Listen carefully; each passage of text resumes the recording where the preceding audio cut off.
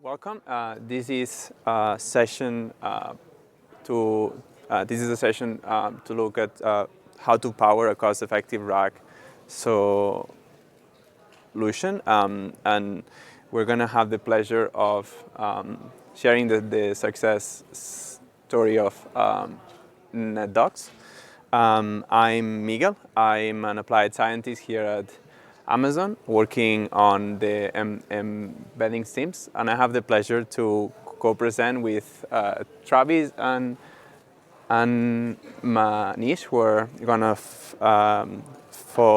follow me on stage. With further ado, I would like to motivate this talk a bit. Every time that there is a technology change, first there is a proof of concept. You have like precision. You get to a certain point in performance, and then it's usually not at the stage where it can be used for every use case or at scale. This is what was happening with embeddings recently, and this session introduces a method in which you can use the embeddings for rack to scale up while maintaining low costs, which is critical as you go to millions or to billions of docs. To introduce the topic, we're going to go through the following points. First, we're going to introduce the embeddings, like why do we want to use them, what they are, how we use them, and what do we consider when we try to scale. The point 2 is going to be how Titan embeddings addresses those pain points and how you can use it.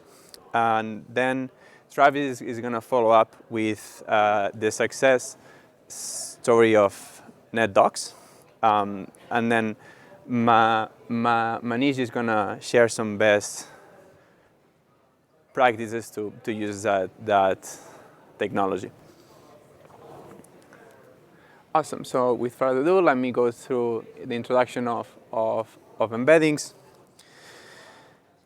Let's assume that we're in this scenario here where we have the following question. We want to ask who is the CEO of Amazon, and then we have 4 documents, and we need somehow a method that is able to retrieve the correct document. So the green ones are correct. AWS CEO Matt Garman held a press conference. We can know who the CEO is from that document. Document 4 is also correct. Matt Garman, AWS Chief Executive Officer, so on and so forth. However, the second and the third are not correct. So we should not return those 2 documents. So one approach that we can think here is lexical match. Lexical match means that we somehow infer what are the key words of our question. In our case would be who, Amazon, and CEO. And then we try to match the documents in which those words appear. So in this case, if we were to do so, we'll look at document 1. Okay, we have AWS and CEO. That's a 2-point match. Document 2, we have CEO. That's a 1-point match. Document 3, AWS and CEO. We have 2 words that are matched. So that's a 2-point match. And number 4, we only have 1 match, with is AWS. So if we were to do the lexical matching, we would have a problem here because it would return number 1 and number 3, which we don't want. We want number 1 and number 4 because it's not able to distinguish that number 3 is talking about the past. That means that we need something more powerful. We don't need something that encodes the lexical information. We need to encode the semantic information, the meaning of the document and the meaning of the question. So that's why embeddings are used. Whenever you have a use case that you need to understand what the document is talking about, or the passage and the question, you want to use embeddings here. So let's explain what they are. So from Wikipedia, it says, in natural language processing, a sentence embedding refers to a numeric representation of a sentence in the form of a vector or real number, which encodes meaningful semantic information. That's really hard to parse. When I was saying that, I was like, oh boy. So let's go block by block here.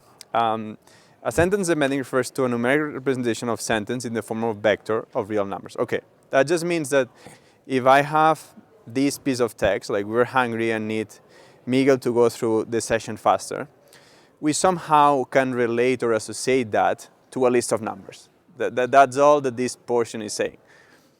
Furthermore, it's saying that this list of numbers is encoding intrinsically some semantic information about the text. So it's saying that it talks about two more people, it says that indicates hunger, it says that needs the speaker to speak out. All of that is encoded as part of the numbers. Furthermore, it says that if we have two pieces of text, there's least representation, the embedding representation is going to be similar if the meaning of those pieces of text is similar. So there is a correspondence there between semantic and the representation of the piece of text. I'm going to quickly introduce some few concepts here, just so we make the talk easier. If someone talks about tokens, we can roughly map that as like words. It is slightly different, but for the purpose of this talk, we can think about them that way. Chunk size is if we have like a big piece of text, how we're breaking it down, and like that's the size of the chunk. And the overlap between those chunks is the overlap pretty much. Then, sweet. We haven't addressed like how we're creating those embeddings. We have the embeddings models, like we can consider them black box in this case. We can use the Amazon Titan text embedding to do that mapping. So let's go back to the example that we had before, right? In this case, we had those 4 documents. We want to use the embeddings. Our first step is going to be to create those embeddings. Sorry for that. E1 pretty much ahead. Okay.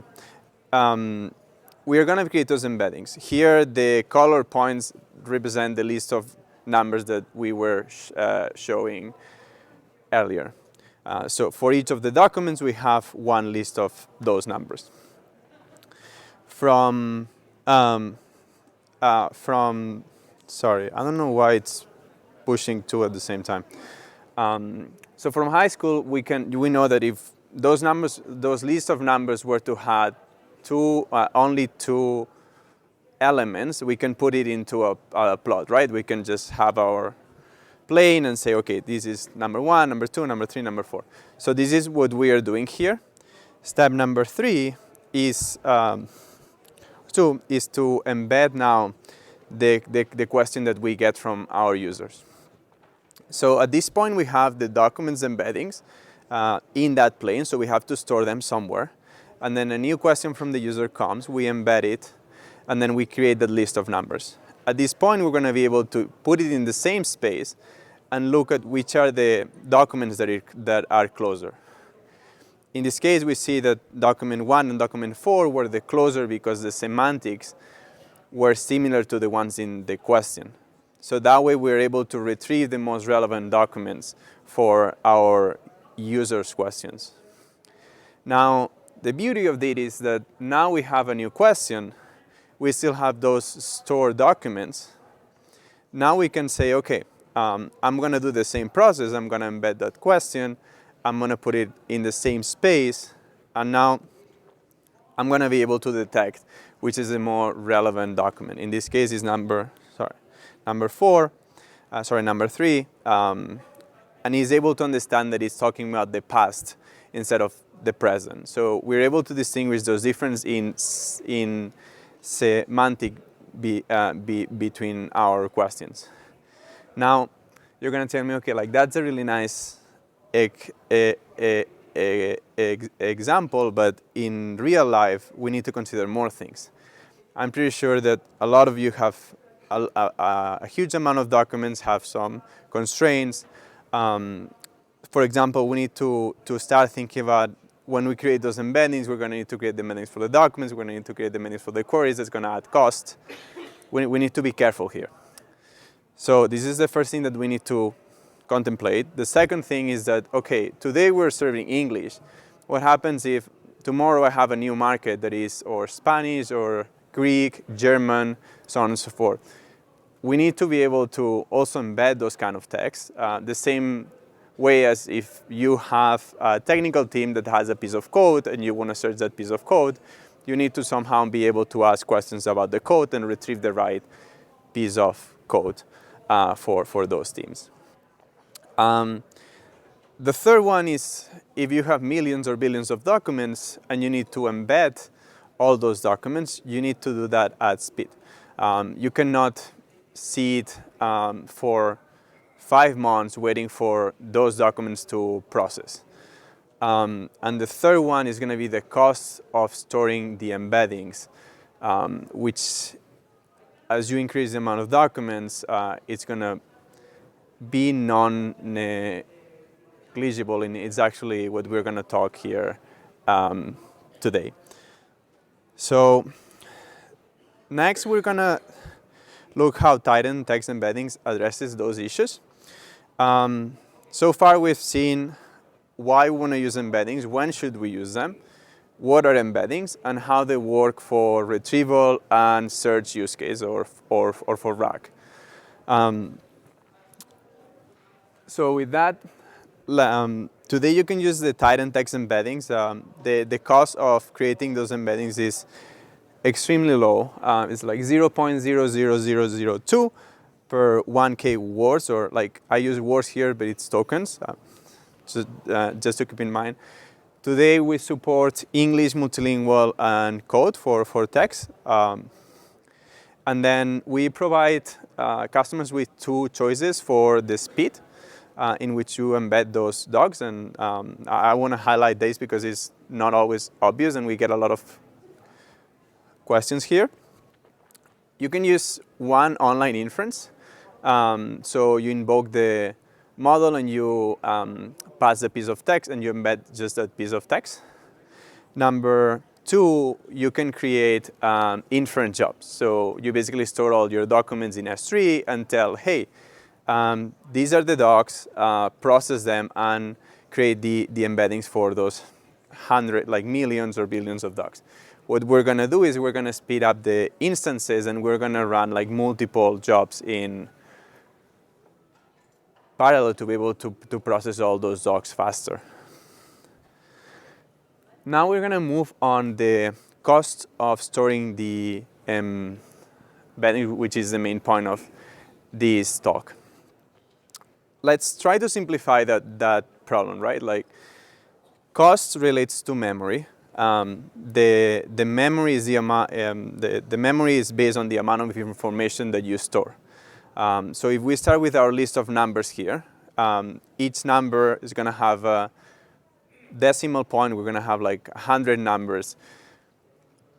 There are a couple of ways we can use to reduce the memory footprint and therefore the cost that we have for our search engines.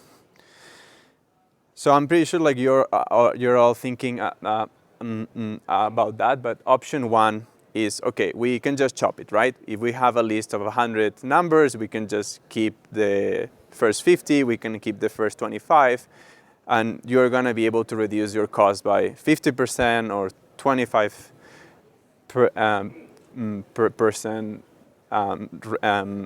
respectively. So option 2 here is we can round them. Each one of those numbers that we initially had has 6 digits for this slide. We can say, okay, we can just keep the first number, the first integer, and then we just toss all the rest. We can be even more aggressive here and say, okay, instead of rounding them up, we're gonna use zeros and ones depending on the sign of the number. So number, the 0 is equal or greater than 1, 0 is equal or greater than 0.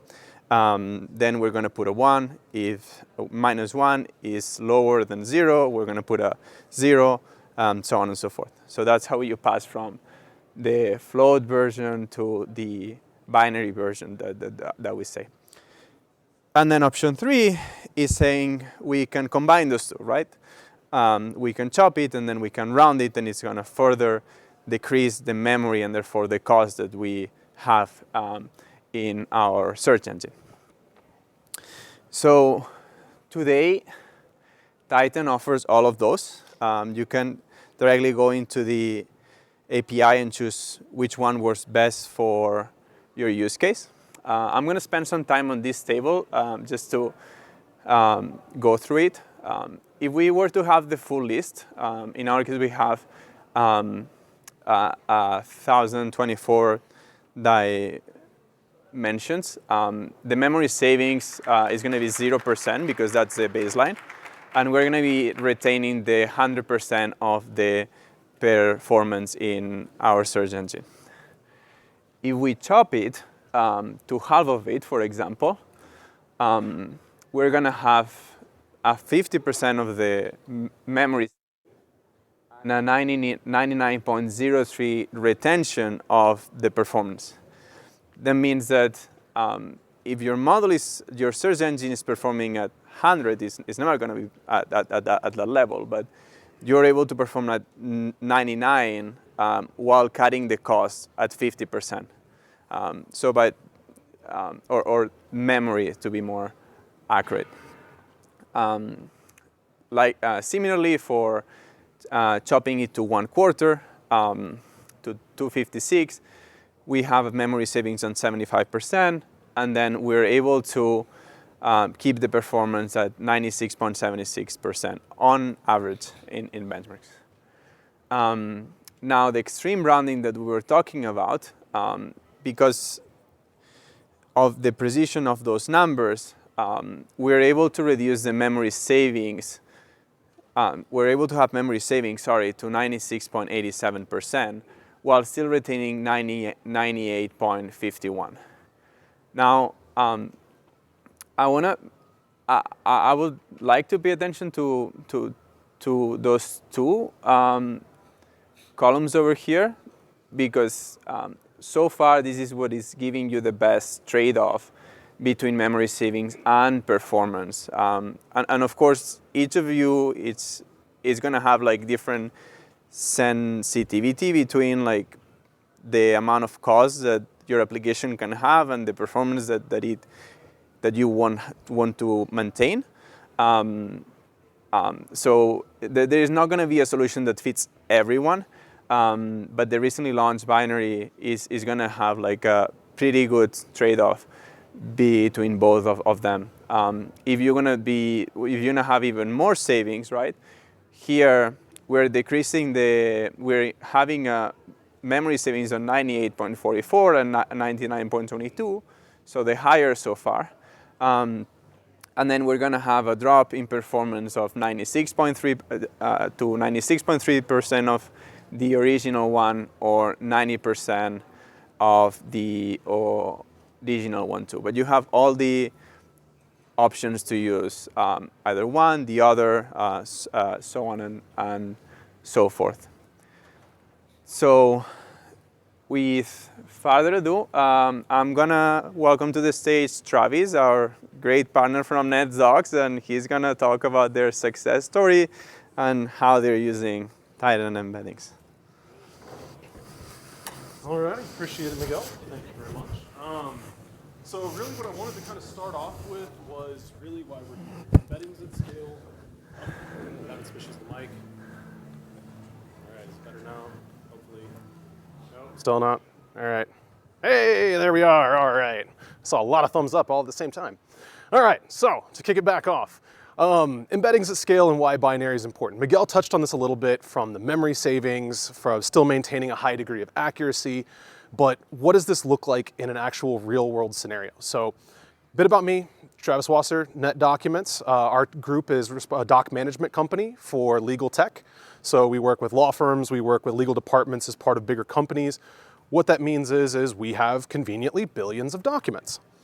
So when we took a look back in January and February of 2024, we said, hey, we do lexical search today, we do metadata searches today, but we want to do semantic searching. And so we started taking a look at what could we do with, hey, we've got 10 billion documents. How would that look if we were to store that and try to do semantic searching with that? What we found is that with the existing float point-based embeddings models at the time, it was hideously expensive. It was not something that was going to be viable from a consumer or from a company standpoint. And so unfortunately, we had to shelve things for a time. Starting towards the end of March, early April, we started seeing the emergence of byte level and bit level embeddings. So that really started the conversation. So at that point, we started engaging with Amazon and we started saying, hey, what can we do? So that started kind of the partnership that's led up to where we are now, where conveniently binary embeddings are out there. And the story, as you'll see, was quite compelling as to what made it viable. So to jump in, we're going to first start off with one of the items that Miguel talked about, generating embeddings. Think of this as essentially migrating your content into an embeddings world. So with this, I'm going to have 1 billion documents, but it's just text. I need to generate it, so that's going to be your migration portion. You'll still have your day forward. I do 1 million documents a day, whatever. You'll still have to pay for that, but you'll have to take care of your legacy content as well.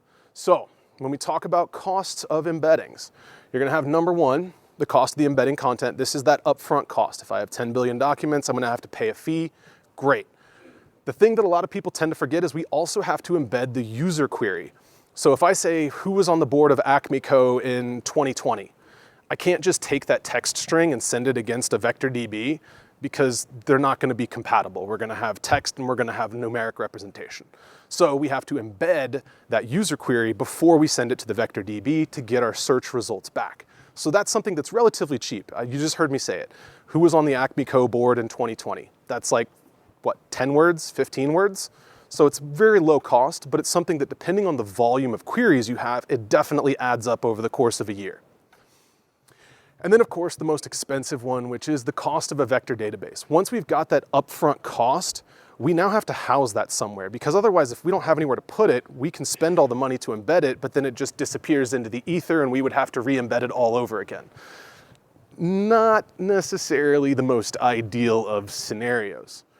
So what I'm going to do is I'm going to set up a scenario here. And so with this, we're going to start off with about 10 billion documents. We're going to assume that the average text size of those documents is 10 kilobytes. And then as Miguel mentioned earlier, we want to chunk these documents up. If we have a very large set of text and then we try to chop it and then we try to extreme round it, all of those are things that will factor into it not being as effective. So we want to break it into smaller, more bite-sized, meaningful pieces before we submit it to be embedded so that we get the highest degree of accuracy and the best performance. Now, in this case, this results, we're looking at 512 tokens, a 25% overlap. That's kind of the very vanilla, if you will, method of chunking and storing embeddings. And so what this yields is an average number of chunks of 6. So, scenario set. Now we're going to dive into what does it all mean? So Miguel touched on this earlier, but we have to pay a cost per 1,000 tokens. In this case, it's 0.00002, which conveniently is right on pace with the cost of most float point models. So if you're familiar with other float point models, this is very much in line with that, which is actually a big step forward because when binary first came out, it was about 5x the cost. So that's a big one. From there, we'll need to take our documents times our average, chunks per document times the size of our chunks, which will result in our total tokens. So if you're ready for some big numbers here, 31 trillion tokens is roughly what we were looking at. Now, that's a big number, but conveniently, we get to divide it by 1,000. So that's the good news for us. So we're gonna go ahead, we're gonna divide that out, and we're gonna see that we get to $614,000 is the cost for our migration. Now, you'll see some items in red, and why is that? Well, we're a doc management company. Even if you're using support articles, anything else that you may have out there for content, there's going to be versions of it. And so if we consider version 1, version 2, version X, those are things that we'll have to take into account long term. Do we only store the most recent version? Do we store all versions? Those are decisions that'll be based off your particular use case. Likewise, as we mentioned earlier, we're going to have user queries. User queries are the same thing that we mentioned. We have to embed things before they come in. The longer those user queries are, or the higher the volume, the more that's going to increase the cost. And then of course, and this is one of the more interesting ones, is what happens if we have to re-embed? For anyone out there that maybe used a float point model in the past, you may have a vector store out there of X size that uses float point. So if you wanted to come over to use Titan, you would have to re-embed. And so one of the things that we have to take into account is, especially if you're a business leader or anyone who has to do budgeting and you're trying to propose a 5-year total cost of ownership, then you may have to bake in a what happens if in year 3 Titan v3 or Titan v4 comes out and it has a compelling enough business case that it's improved that much on accuracy that we want to leverage it. What does that look like? So all of these are things that factor into just the initial generation of these embeddings. So wanted to call this out as this is your upfront cost to play. But if you'll notice, we've already dealt with $614,000 and we haven't even stored these yet. So let's get into the fun part, which is the storage side. So now we're going to talk about what I mentioned with storing these embeddings. This is really one of those things where the binary shined. We saw significant cost savings at the disk level, at the CPU level, and at the memory level that all build on top of each other to make a much more palatable use case. So with this, I'm going to do an initial setup here for you. This setup is very similar. 10 billion documents, 10 kilobytes of text. Keep in mind, this is text. This is not taking into account images, videos, anything else. We're just sitting here saying, hey, we've got 10,000 characters. So what we found, which was interesting, and this goes back to why float was so expensive for us, was when we actually went to store this in a vector database, we found that there was a multiplier off of the text. So for us, when we handled the raw text plus any associated metadata, translated it into embeddings with float point, and then we went to store it, we saw this increase to 200 kilobytes. This is a 20x increase. And what's interesting with this is it doesn't impact us at just like a storage level, which is obviously one of the things that we have to account for. But it also means that if we're going to keep these items in memory, it's also taking up a rather large chunk of memory. But what was interesting is we found that when we went with binary, we still saw a slight increase, but in our particular use case, the increase was actually more associated with metadata. So if we had certain metadata, hey, this is related to this legal case, this legal matter, etc., there wasn't much we could do with that. That was just static values. We couldn't change it. But what really started to show as we increased our average text size, we went to 40 kilobytes, 50 kilobytes, 60 kilobyte averages. We noticed that instead of having a multiplier, it actually started being less than a 1-to-1 ratio. So even calculating for the metadata, at say 60 kilobytes of a file, you may only have 50 kilobytes of index storage. So by using the binary embeddings, you actually saw a less than 1-to-1 relationship, assuming you weren't storing the chunk text in the vector DB. And so that made a huge savings for us. So what you're seeing here is a 1.5 versus a 20x. So rather large increase. Now, so let's jump into some actual numbers here. And there's going to be quite a lot loaded in this, so I'd encourage as well, if you want to dive in more into the nitty gritty of all of this, please feel free. I'll stay around after and happy to chat about it, because this one was a fun one to dive through and experiment with. So we're going to start off. We obviously have our documents, size and index. It's going to tell us what it is we need to save, what is our disk space. Well, if you're curious, for 10 billion documents at 10 kilobytes, it's a small number, an easy number. We can all fit that on our hard drive at home. Not quite. It's almost 2 petabytes. So what's interesting is that when we figure how do we want to run this, regardless of whoever your vector DB provider is, if it's a vendor service, if it's an open search, whatever it may be, you're hosting it yourself, you're going to need some form of hardware. So for the purposes of this example, I've chosen that as if you were going to self-host on EC2 instances. Again, if you're using a vendor, this is different numbers. Our numbers were different, but I wanted to make sure that this was a very approachable example. So in this case, I picked an i4G 4X large. This is a storage optimized EC2 instance. It's one of the ones that has the highest amount of disk space. And the reason I chose this is because as high as the number is that you're going to see, it is the happiest of happy paths. Your actual numbers will likely be different and will likely be higher. This is essentially saying what is the minimum number of storage optimized EC2 instances necessary to house 1900 terabytes. And that particular number is 670 instances coming at a monthly cost of $450,000 or roughly $5.4 million per year. When I said that the Vector DB was the most expensive part, I was not kidding. So we paid $600,000 to do our migration, but now in perpetuity, we get to spend at least $5.4 million. That's a lot. Now, if you add on that if you're adding 2 million documents per year, or 2 billion documents per year, excuse me, or 4 billion documents per year, that number is actually going to increase. So if you aren't aging out your content, if you don't have some sort of retention policy that says, hey, any document older than 10 years falls off, whatever the case may be, that number is going to continue to get bigger. But remember how I mentioned it was the happiest of happy paths?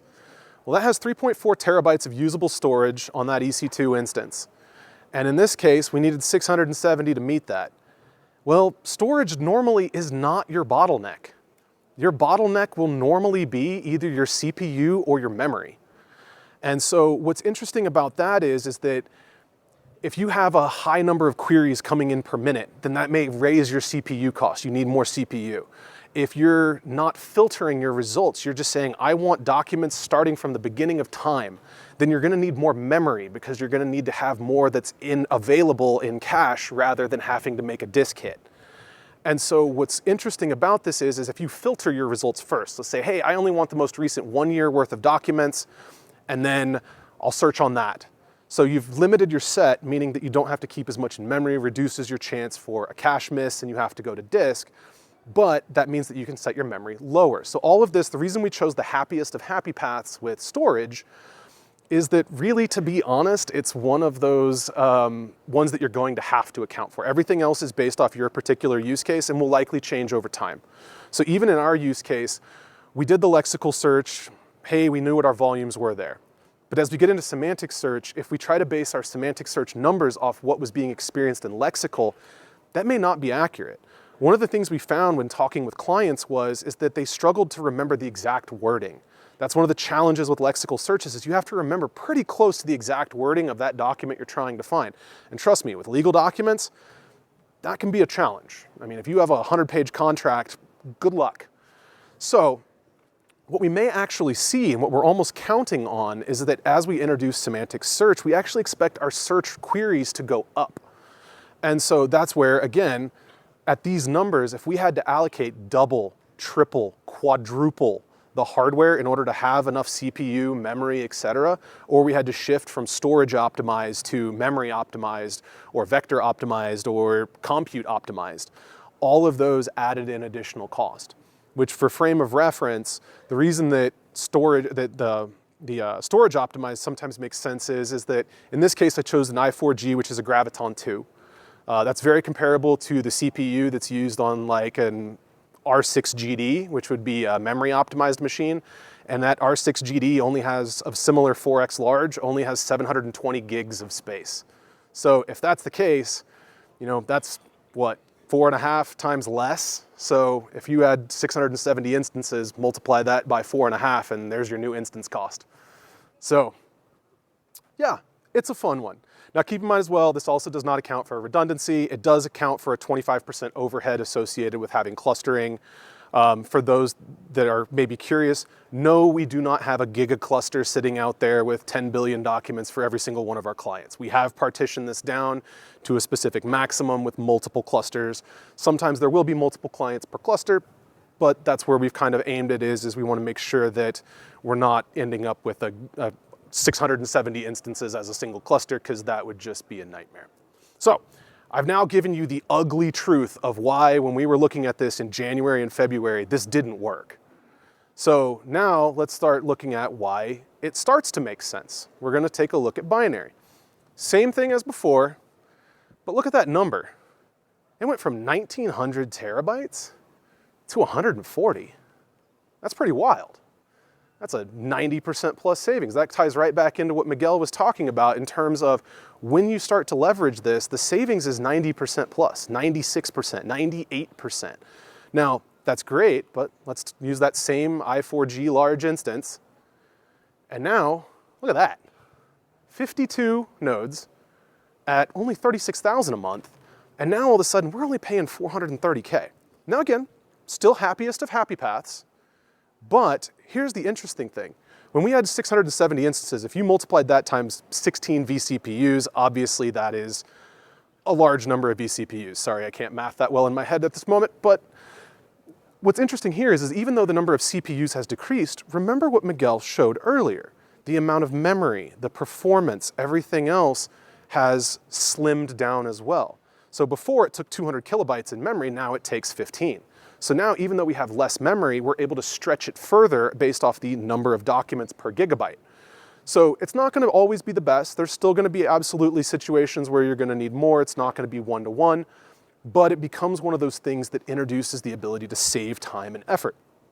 Likewise, from a CPU cost, you switch from a large numeric string that has X number of digits behind the decimal point to essentially a 1 or a 0. So from a computational standpoint, this is also more effective.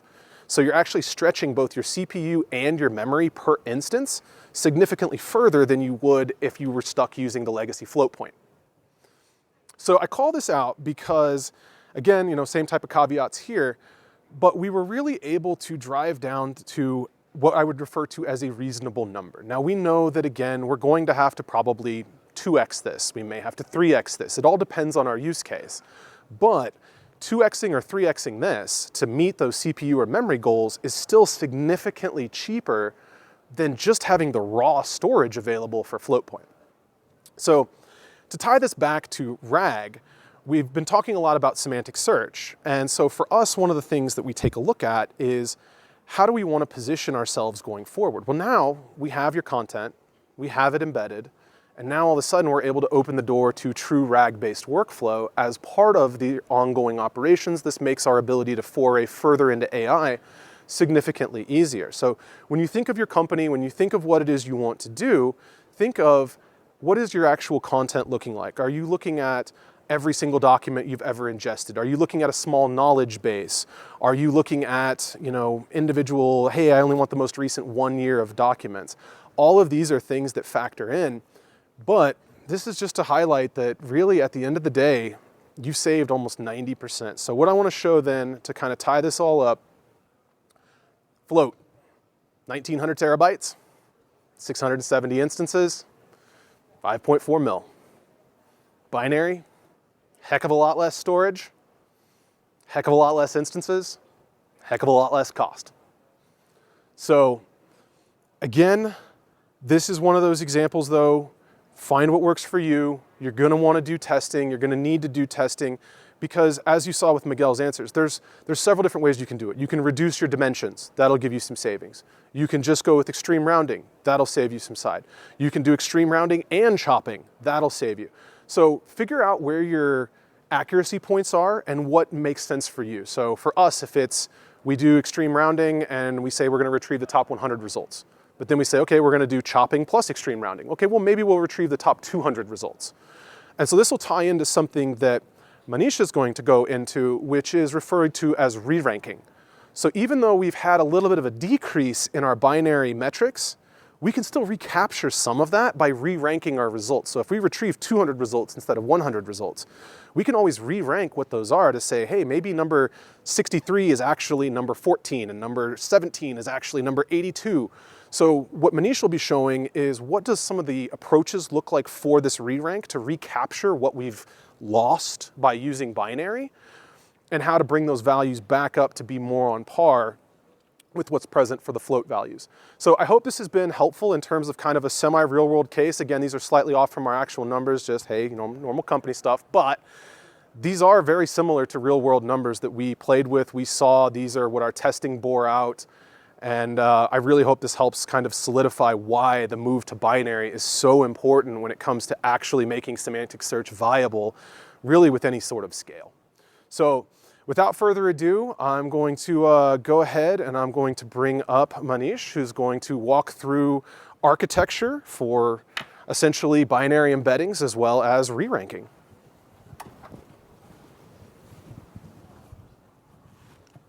Can you guys hear me okay? All right. Thank you, Travis. Love the numbers, love the savings you have achieved using binary embeddings. And perfectly setting up the stage for me to go through a few of my slides here. So in the most simplistic term, how you're going to build whatever two of them have shared on AWS? Well, I've omitted some of the things like how you're going to ingest the documents, how you're going to upload the documents. I'm keeping it relevant to, for this session, how you're going to create the test embeddings and search for those. So if you see on the top, you have Amazon S3, which is the cheapest store you can have. You push all your documents through SDK, console, or maybe an automatic process to ingest those documents using SFTP into S3. Once those documents are available in S3, you can apply the Titan V2 embedding model on it, store in OpenSearch serverless store. So in this case, you create an OpenSearch serverless store, you push your embeddings into the serverless store, and you have embeddings ready. Travis has already talked about different ways you can go about it, and we are going to gradually build up on this architecture to show you how to improve further. Now, a user query is coming in, a prompt or query, whatever that is. You apply another embedding model on it, and you break that, hey, what is the weather today, or whatever that embedding chunks you're going to be creating. And then you use those binary embeddings to search in your OpenSearch store. So in this case, you're going to receive some response, suppose top 5, top 100, whatever IDs you're getting. And then you go to S3 and pull those document and passages, which you can pass on to your application. Most simplistic term, simple diagram, how you do it. So yeah, I mean, of course, you're using binary embedding, so you're saving a lot of storage costs, which Travis has already talked about. But using binary embeddings, though you are saving money on a storage cost, you're losing some of the performance and maybe precision as well, which you want to gain back. So what are we going to do and how we are going to go about it? This is one way of doing it. So again, step one, you have all the documents which are available in S3. You apply the binary embedding model on it.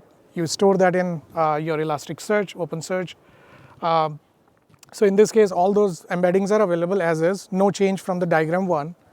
User query is coming in, you apply the embedding model to it, you create embeddings, and you search for that in Elasticsearch to get the results.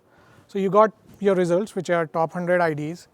But at the same time, like Miguel has shared, you can also apply both type of embeddings in the same call. So now what I'm doing in this case is, in step 2, I'm using embedding type both float and binary. So I'm receiving both type of embeddings, and I'm using those float point embeddings to send to the re-ranker.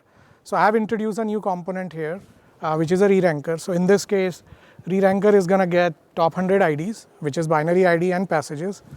And you're also getting float point embedding. So now what you're going to do is you're going to cross-reference. So in this case, you're going to do a match between, or cosine similarity between binary embedding IDs and float point embeddings. And in this case, higher the score, lower the rank, and better the results. So in this case, I'm going to get my top 5 results, which are re-ranked. And I think Travis was talking about 14 to 64, 64 to 14, and all that re-ranking will be done. And now you go and fetch that data from S3. So in this case, what we have done, by generating both float point and binary embeddings, we have saved on the storage cost, but also we have gained some on the precision side of it by doing the re-ranking again. Now, in this case, still we have to have float point embedding stored somewhere, or it's stored in an application process somewhere, and can we further improve on this? Well, this is one way of skinning the cat. Again, there might be other ways to do it too. So in this case, I've introduced a couple of more components. Again, your documents are still in S3. You're applying binary embedding model to it, storing in Elasticsearch. User query is coming in. You're creating both type of embeddings, binary and float. You're using binary embedding to go to Elasticsearch, search your top IDs. You're using float point embeddings to send to re-ranker as well. But I've introduced an extra step in step 1. So in this case, when I'm creating binary embeddings and storing in Elasticsearch or OpenSearch, at the same time I'm using float point embeddings and the passages to store in S3. I know it's going to increase your storage cost a little bit because now you're storing both binary embeddings and float point embeddings, but S3 is a cheap store which you can use. And in this case, though you are giving away some of your storage cost, you're increasing it a little bit. Now I have float point embeddings available to me as well. So when I send those IDs back to re-ranker, in this case, now I'm comparing float point to float point. So that's going to increase my precision a little bit. While you might ask, like, why did I convert into binary embedding then? The major portion of the search is happening in Elasticsearch, and major storage and cost is being incurred in Elasticsearch itself. So in this case, by applying binary embeddings and storing binary embeddings, we have saved significant amount of money in storage cost. But then actual re-ranking, where I want to increase my precision, I use float point to float point embedding to increase that. So in this case, we are using goodness of the both world and getting the better results, which we can send to S3, fetch those results, and now those are available to me. So this is one way of doing it. Again, you can, I know some people might say DynamoDB and others, but S3 is a cheaper storage where we can dump all the documents if you want and be available. So with this, we have come to the end of this presentation. I know we have talked about why embeddings, introduction to embeddings. We talked about Titan embeddings version 2 model, which supports now binary embedding. We announced it a couple of weeks back. We also talked about net document story, how they were able to significantly save storage cost, but also to have better search results for their customers. And then we also talked about some of the architecture diagrams, how you can go about building it. With that, you have a wonderful rest of your reInvent, and we are going to be available outside over there for Q&A. If you have anything, V3 will be available outside. Thank you.